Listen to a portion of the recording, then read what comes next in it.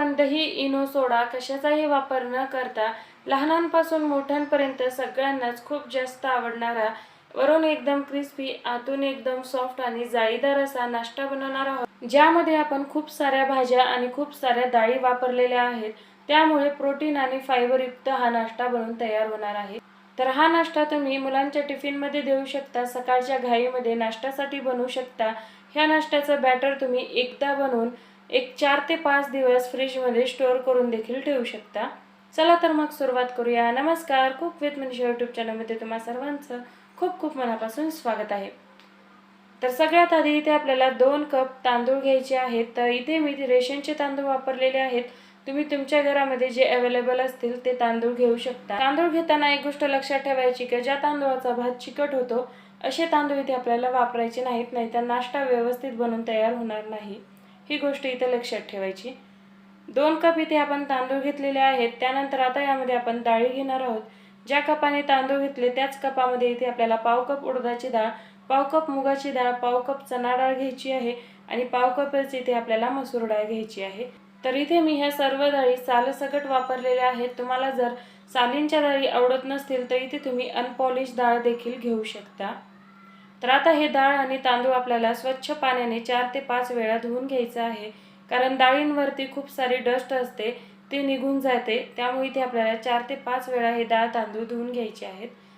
तर इथे मी हे डाळ तांदूळ 4 ते 5 वेळा धुवून घेतले। आता यामध्ये आपण भरपूर असं पाणी घालून एक 5 तास आपल्याला हे डाळ तांदूळ भिजत घालायचे आहेत। उन्हाळ्यामध्ये हे डाळ तांदूळ भिजण्यासाठी 5 तास भरपूर आहेत। उन्हाळ्यामध्ये जर हे डाळ तांदूळ आपण खूप जास्त वेळ भिजवले तर त्याचा वास येतो।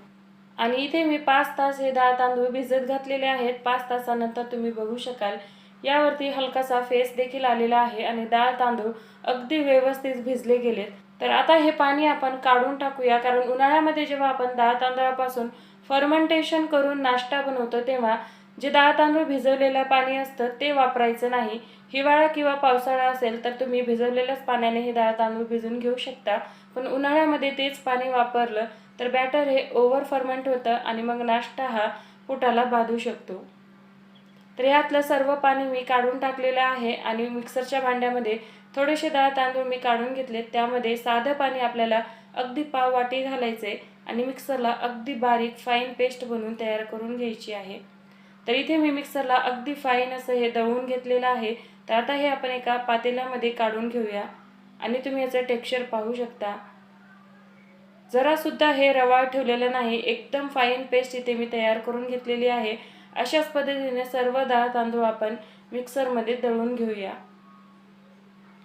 तर इथे मी सर्व डाळ तांदूळ दळून घेतलेले आहेत। तर आता हे आपण हाताच्या सहाय्याने छान असं फेटून घेऊया।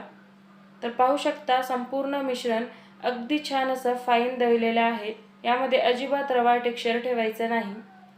तर आता हे आपण हातानेच एक 4 ते 5 मिनिटे फेटून घेऊया।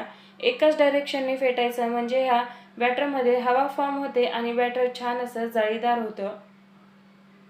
तर 4 ते 5 मिनिटे मी हे बॅटर छान असं फेटून घेतलेलं आहे।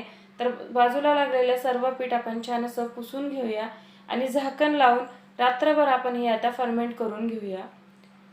तर डाळ तांदूळ भिजत घालताना दुपारी उशिरा घालायचं। तर हे डाळ तांदूळ मी 4 वाजता भिजत घातलेले होते आणि रात्रीच्या 9 वाजता दळून घेतलेत, म्हणजे सकाळी 7 वाजेपर्यंत हे बॅटर अगदी व्यवस्थित फर्मेंट होतं आणि खूप जास्त आंबट देखील होणार नाही।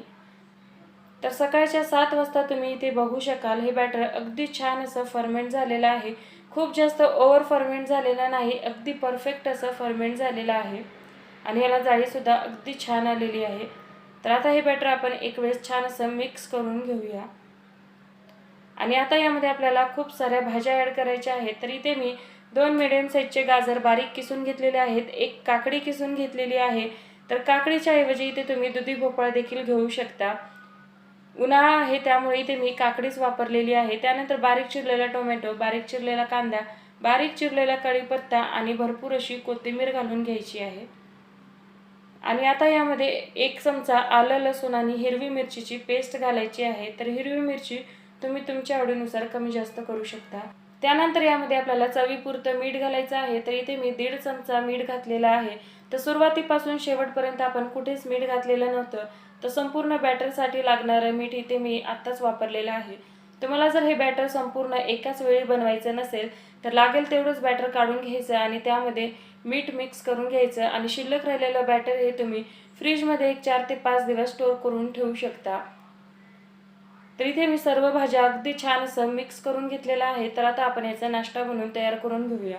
तर आजचा हा नाश्ता मी इथे कढईमध्ये बनवणार आहे। तर गॅसवरती मी स्टीलची कढई गरम करायला ठेवली। स्टीलच्या कढईऐवजी तुमच्याकडे नॉनस्टिकची कढई असेल तर ती तुम्ही इथे वापरू शकता। तर 1 चमचाभर तेल यामध्ये घातलं आणि कढईमध्ये सर्व बाजूंनी पसरून घ्यायचं आणि त्यामध्ये पाव चमचा आपल्याला मोहरी घालायची आहे आणि पाव चमचा तीळ घालायचे आहेत आणि छान असं फुलवून घ्यायचे आहे। तीळ मोहरी छान फुलले का त्यामध्ये 1 ते 1.5 चमचा बॅटर घालायचं आहे आणि हलकंसं पसरून घ्यायचं आहे।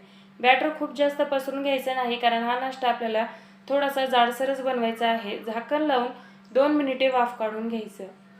तर 2 मिनिटानंतर इथे तुम्ही बघू शकाल ह्याची वरची बाजू छान अशी सुकलेली आहे। तर आता आपण ह्याची बाजू पलटी करून घेऊया आणि तुम्ही बघू शकाल हे अजिबात कढईला चिटकून बसलेलं नाही आणि पहा अगदी मस्त क्रिस्पी झालेला आहे।